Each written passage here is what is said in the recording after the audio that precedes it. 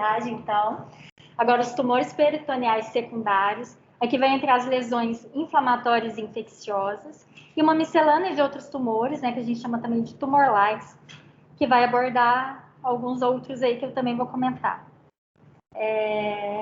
Começando, então, na peritonite granulomatosa, que ela abrange uma ampla gama de formas incomuns de inflamação e infecção peritoneal que vão ter características clínicas patológicas e de imagens sobrepostas.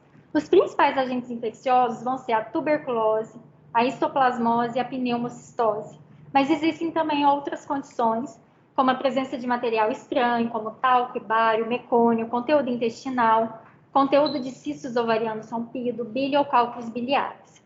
Aqui são condições que seriam mais raras, e aí desses eu optei por falar da peritonite tuberculosa.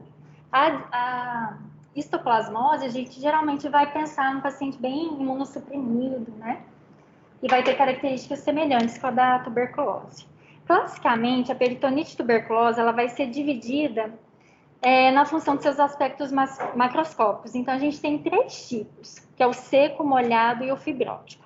O seco é quando a gente tem espessamento peritoneal e de mesentérios, com nódulos caseosos, linfonodomegalias e adesões fibrosas. O molhado é quando a gente tem ascite livre ou loculada, podendo ou não estar associado ao espessamento peritoneal liso e difuso. E a fibrótica é quando a gente tem acentuado espessamento aumental e geralmente um emaranhado das alças intestinais, dando um aspecto de massa. Ocasionalmente, a gente pode ter também associado a ascite loculada, assemelhando a uma carcinomatose peritoneal. E aí, o aumento concomitante de linfonodos, principalmente em regiões peripancreáticas, periportais, mesentérios, retroperitônio, também podem estar presentes e podem nos falar a favor da peritonite tuberculosa. Aqui demonstrando, então, o que seria, né, o que a gente poderia ver numa peritonite molhada aqui no paciente de sexo feminino com 27 anos, que mostra, então, uma ascite volumosa com múltiplos septos finos. Aqui em T1, após injeção intravenosa do gadolínico, e aqui um espessamento irregular liso do peritônio. Então, esse aqui seria aquele tipo molhado por conta dessa ascite loculada com espessamento. E aqui a peritonite fibrótica.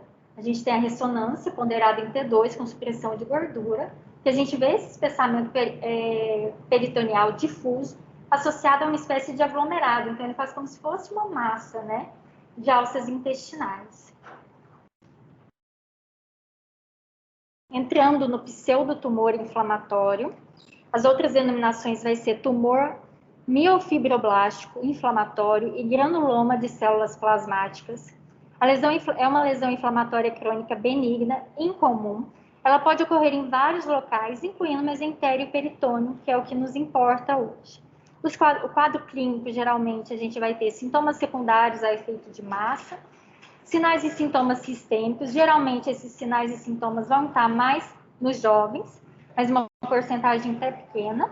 E aí pode ser febre, perda de peso, anemia, trombocitopenia, trombocitose, e hipergamaglobulinemia policlonal. O curso clínico, geralmente, ele é indolente, a gente vai ter sintomas sistêmicos, geralmente, esses sintomas sistêmicos, geralmente, vão remeter após a ressecção cirúrgica total. Quando a gente deixa, né, quando a ressecção é incompleta, a gente pode ter recorrência local do pseudotumor inflamatório. Nos exames de imagem, a gente tem características inespecíficas. A gente geralmente vai poder ter, então, lesões com margens bem definidas, pode ser um pouquinho infiltrante, que vai estender até os segmentos intestinais adjacentes e para o mesentério circundante. No ultrassom, a gente vai ver massa sólida de ecotextura heterogênea dentro do mesentério, e ao Doppler a gente vai ver uma vascularização mais proeminente, mais aumentada. E a tomografia, a gente tem uma variedade de padrões.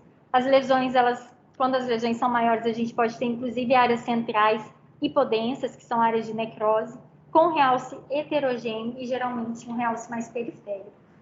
Aqui só exemplificando, né, as características que eu falei nessa lesão aqui numa tomografia no corte axial. A peritonite esclerosante encapsulante, Essa aqui a gente tem que pensar, vou só falar primeiro, as denominações vai ser a peritonite esclerosante, a peritonite encapsulante, a peritonite crônica fibrosa encapsulada e o casulo abdominal.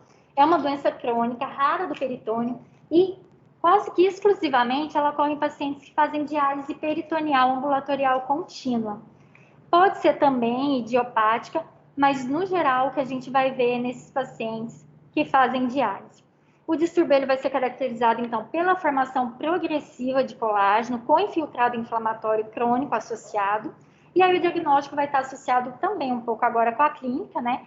O paciente ele vai ter perda da capacidade da ultrafiltração durante a diálise peritoneal, além de dor abdominal, náuseas, vômitos, episódios repetidos de obstrução intestinal. E aí o que a gente vai ver na imagem é um peritônio difusamente espessado, com presença de ascite. O intestino delgado geralmente vai estar emaranhado, formando como se fosse uma massa dentro de coleções de fluidos.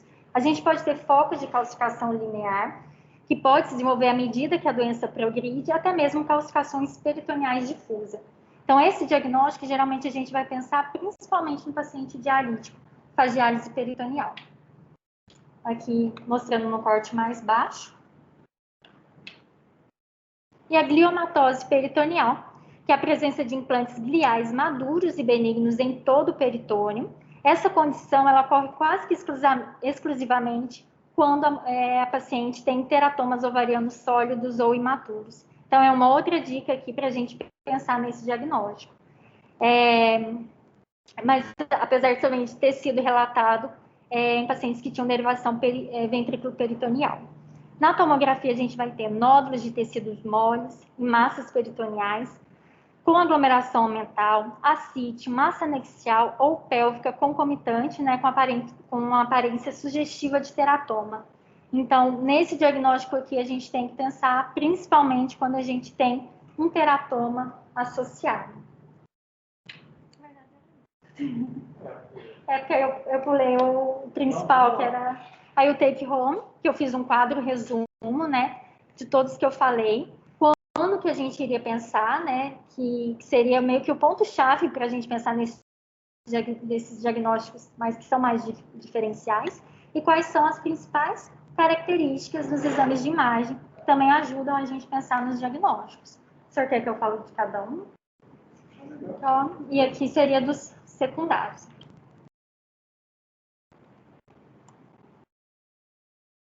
Seria dos secundários, aqui eu até coloquei endometriose, que a gente pode falar no segundo momento. Ok. Certinho?